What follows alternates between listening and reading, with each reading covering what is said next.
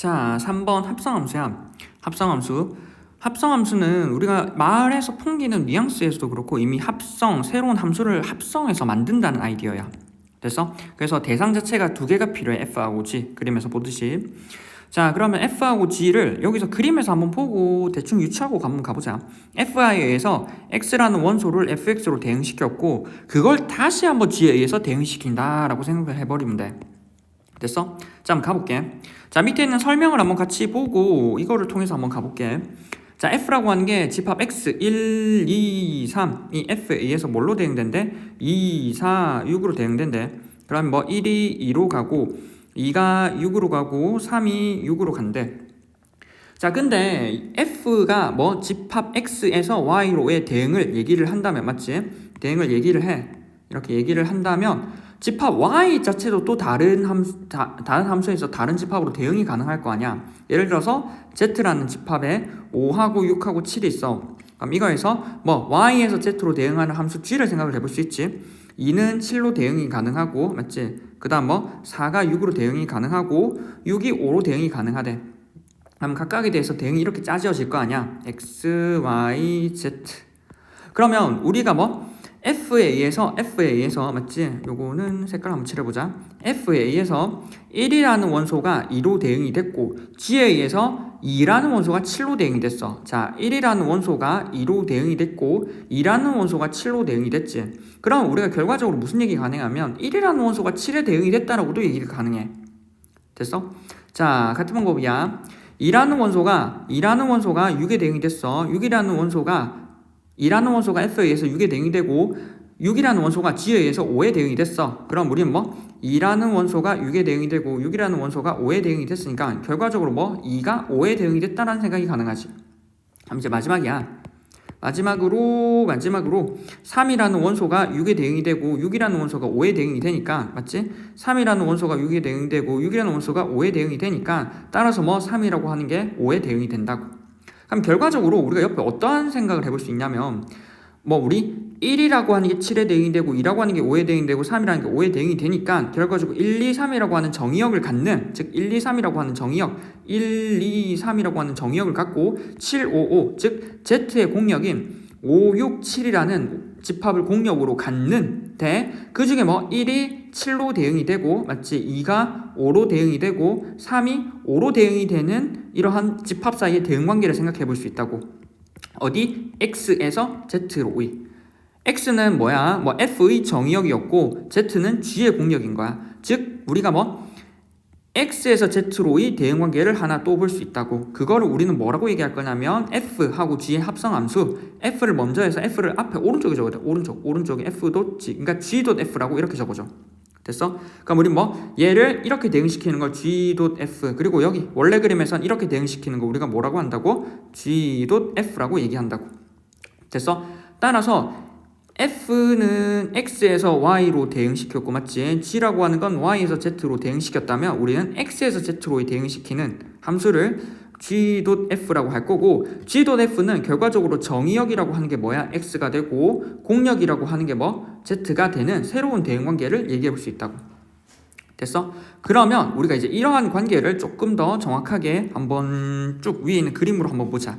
자, 집합 X가 있고 집합 Y가 있어. 집합 Z가 있어. 자, 그럼 각각에 대해서 원소가 집합이 이렇게 있을 건데 우리는 뭐 X의 원소를 Y의 원소로 대응시키는 규칙을 뭐라고 할 거라고? F라고 할 거라고.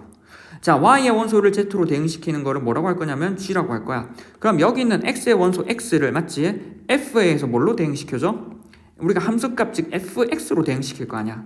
됐어? 그리고 이 fx라고 하는 걸 다시 뭐 g에 의해서 대응시키겠지. 근데 얘를 하나의 원소로 봐봐. 그럼 뭐 g의 입장에서는 여기 있는 fx를 대응시킨다고. 뭐 f의 x 이렇게. 됐어?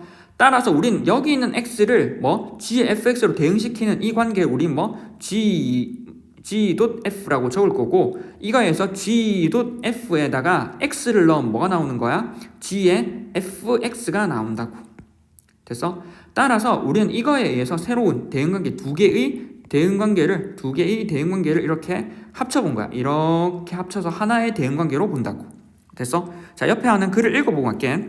세 집합 xyz에 대해서 두 함수 f하고 g에서 f가 x에서 y로 가고 맞지? g가 y에서 z일 때 집합 x의 각 원소 x의 x의 집합 y 의 원소 fx를 대응시키고 그러니까 x를 fx에 대응시키고 맞지?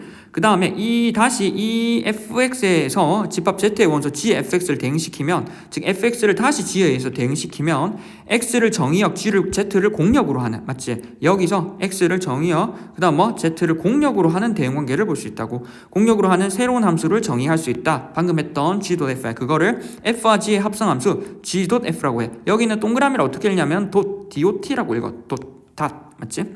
그래서 함수 g.f라고 하는 건 결과적으로 x에서 z로 가는 함수라고. 그리고 그거를 방금처럼 대응관계를 한번 보니까 뭐랑 같았어?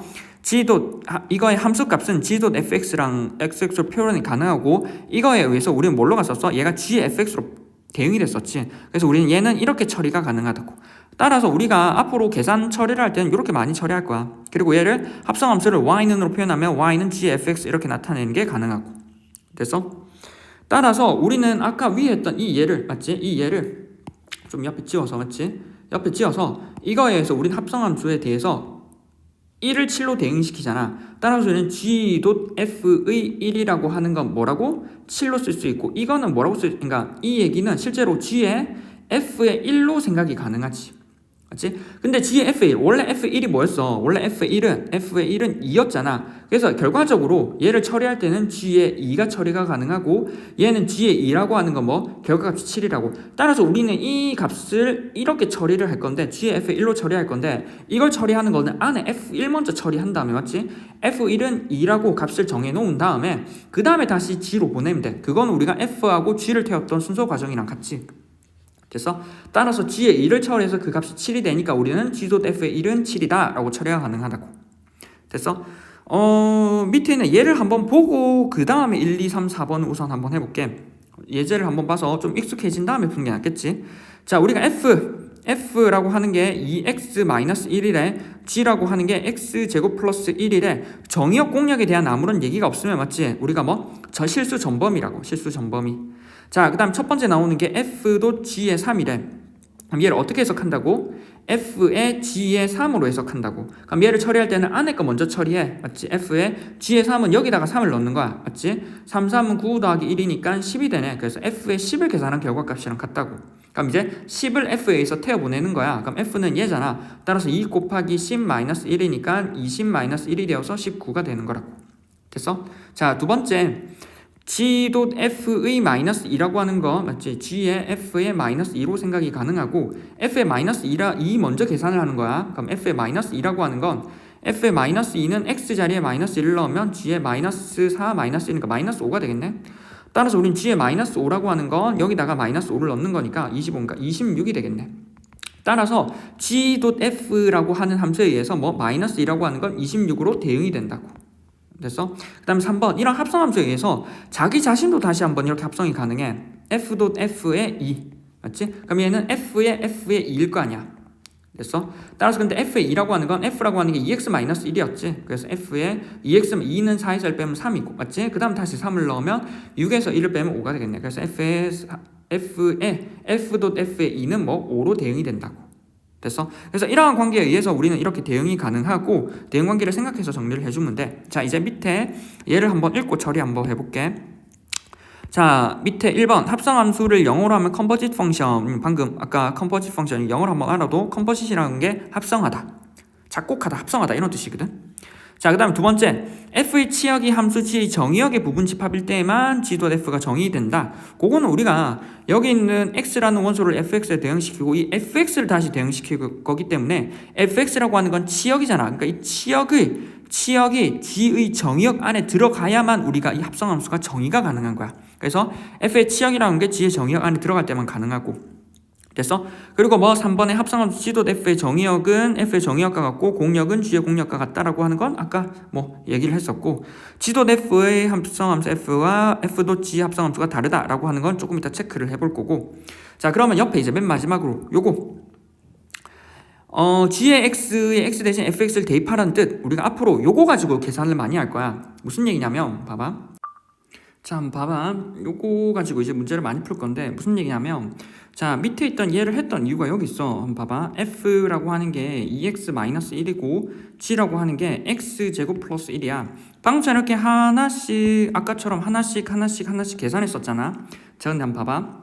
우리가 g의 x의 x자리 대신 fx를 대입하라는 뜻을 한번 지금 해석해 볼게. 무슨 얘기냐면, 자, 우리가 아까 했던 1번을 f도 g의 3을 계산했었잖아. 그럼 얘는 실제로 우리가 이거를 먼저 계산하는 게 아니라 f도 g의 x를 먼저 계산을 해서 여기다가 x자리에 3을 넣어도 돼. 맞지? 그럼 우리가 이러한 함수를 구하기 위해서는 얘는 뭐가 되면 f의 g의 x로 계산이 했지. 그러니까 얘를 계산을 할 건데 f의 g의 x를 계산을 해야 되기 위해서는 뭐랑 비교해 보냐면 f의 x랑 한번 비교해 보면 돼.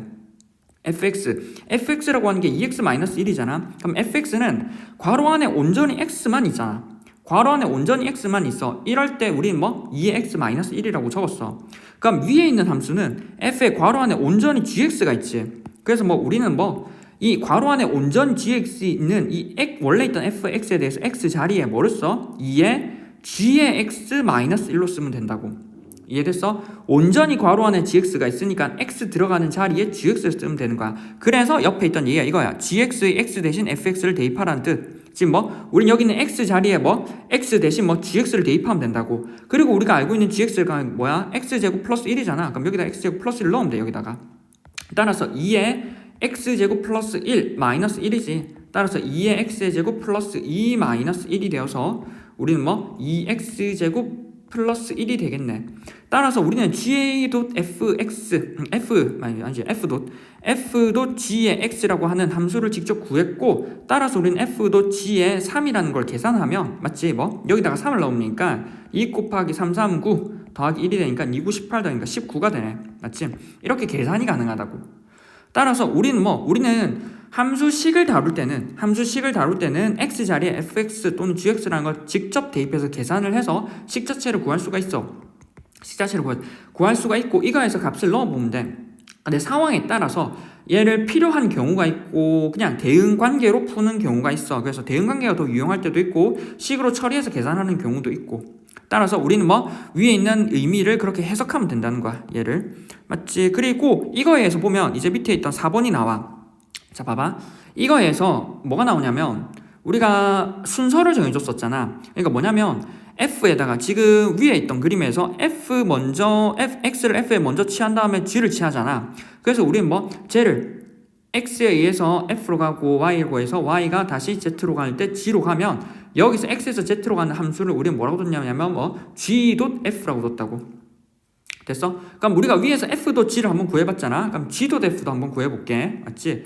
g.f도 있어. 그럼 뭐 g.f라고 하는 건 맞지? g의 fx이고 얘는 g에다가 fx, 즉 x 자리에 fx가 얼마야? 2x-1이지. 그래서 x 자리에 우리는 2x-1을 넣을 거고, 맞지?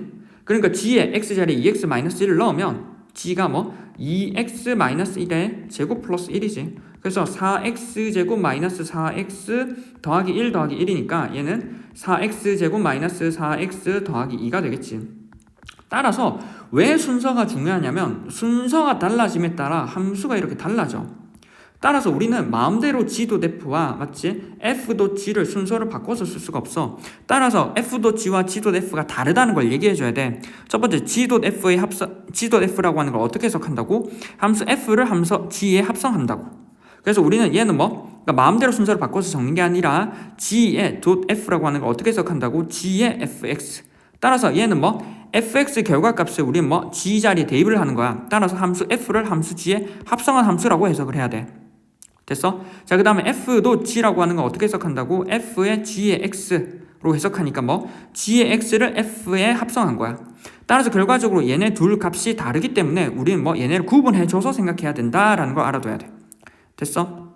됐지? 그럼 끝.